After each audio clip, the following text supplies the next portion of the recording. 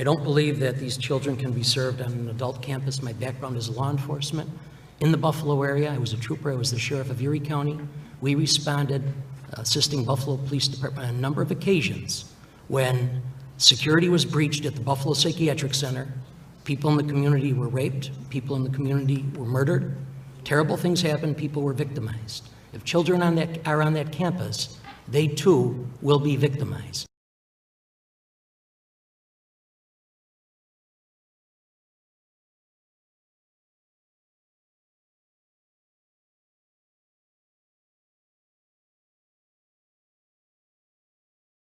I wanted to ask this question earlier, but I'm glad you brought this up in your testimony. You said there are clients in the Buffalo Psychiatric Center facility that are sex offenders that have been convicted of sex crimes. Is that a fact? Yes, it is. So here we are. We have our most vulnerable children who have maybe experienced that trauma, and we are going to put them in a setting. So the state of New York wants to place them with sex offenders. Is that accurate?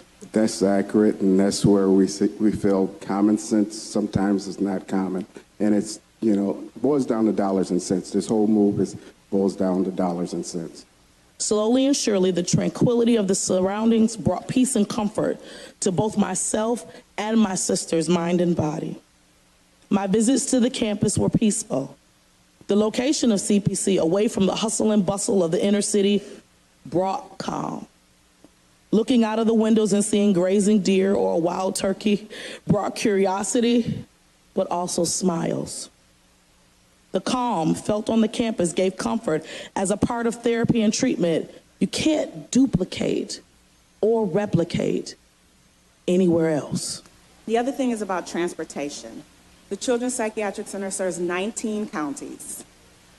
It's usually the halfway point between most of the counties. Buffalo is not the halfway point. The other thing is that most of the children who receive services at the Western New York Children's Psychiatric Center are not Buffalo residents. They are residents of these 19 counties. The other thing is that most of our families are afraid to come into the city of Buffalo for varying reasons. It is not the most optimal place to put our families and their children for that reason. And the reasons, be they good or bad, there's still reasons, and they impact people's ability to willingly accept treatment and services if they don't feel comfortable. The other thing about transportation is gas cards are providing. We've heard about gas cards.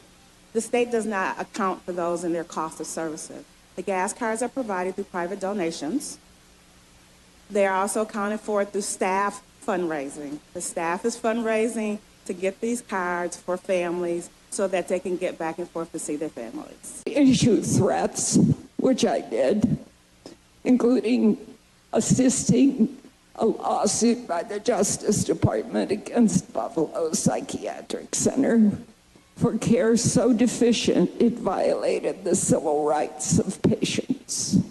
That was a long time ago, but it made some difference. My family still lives with that tragedy of 30 years ago. My other children still visit a cemetery on the 19th of December, 31 years after their brother committed suicide. It's cold in a cemetery in December. My only hope is that other families will have a different journey. And the thought of their children housed in an institution where hope goes to die is so appalling. I almost couldn't come today because I have become so cynical about what government has done to and with our children.